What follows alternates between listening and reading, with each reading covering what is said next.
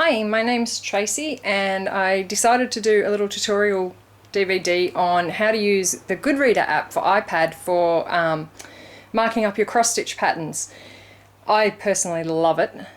It's done with electronic PDF patterns. Paper patterns don't seem to scan into it for whatever reason. It just doesn't work.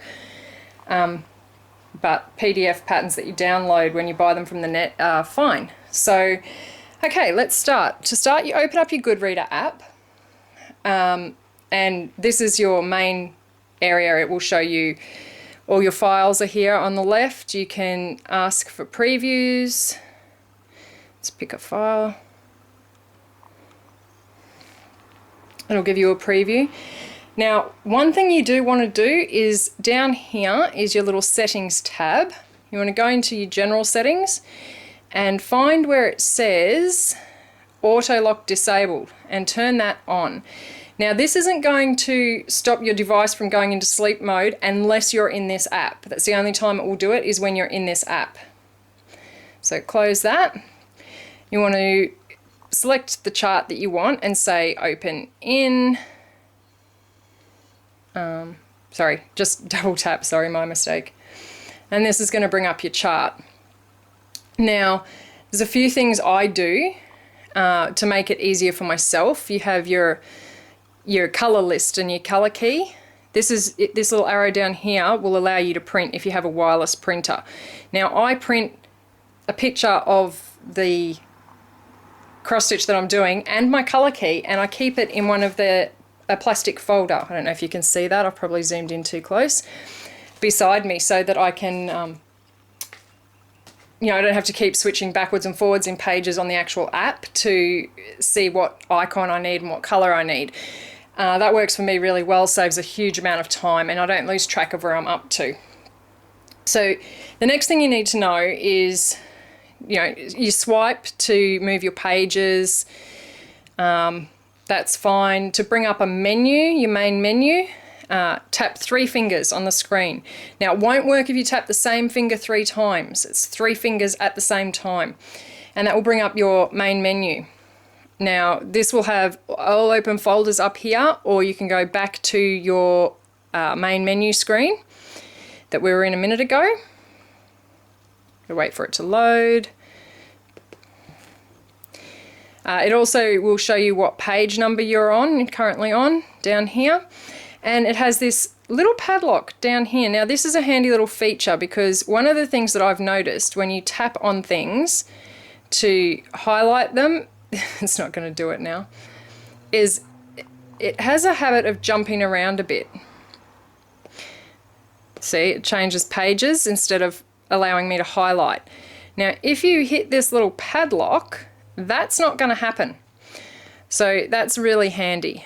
Your usual pinch to zoom. Now, the actual highlighting part, and this is what makes Goodreader so fantastic, is bring your main menu up. This little sidebar here, if you hit the pin, that's not going to keep disappearing on you, and you won't have to keep doing the 3-finger tap. So what you want to do when you've got the section that you're wanting to highlight, or the 10 by 10 grid you're working in, however it is that you work, you push this ABC here in the solid block, and it's going to ask you if you want to save an annotated, create an annotated copy.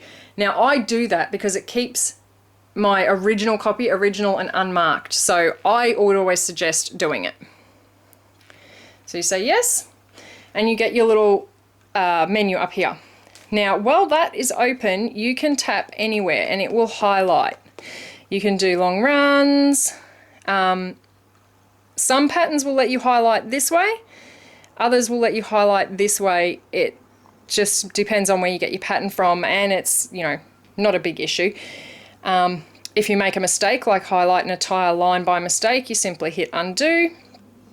And when you're finished, or every 5 to 10 minutes, which is always a good idea, once you've finished highlighting your symbols, just hit save. And I hit cancel because obviously I don't want to save it. And this little sidebar here will pop back up. Now, if you make a mistake, put a stitch in the wrong spot, highlight the wrong thing, you can leave yourself some notes, which is handy.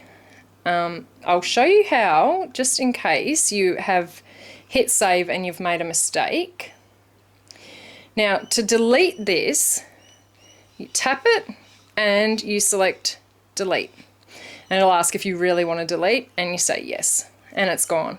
So nothing you do is permanent. You can always fix a mistake.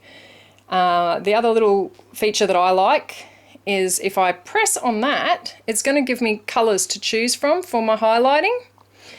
Now, I don't know if it's because I'm a little bit of a creative person or I just get bored really easy, but 4 colours would not really keep me very happy for very long. So if you select other colour, it brings up a colour wheel and you can pick literally any colour of the rainbow, and it will change the colour. Now, I sometimes if I want to see how much I'm stitching in a day, I'll change colour for a new day, and I find that gives me a very visual clue as to how much I've stitched today, which I find helpful.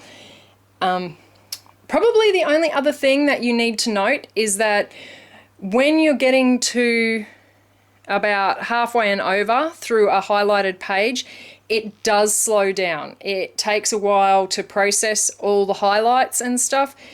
It's just a little bit of patience, and I think in the long run, for myself personally, it really is worth it. I mean, the app isn't free. It's a $5 or $5.50 app, but it's $5 well worth it. You'll save that printing out your first pattern alone.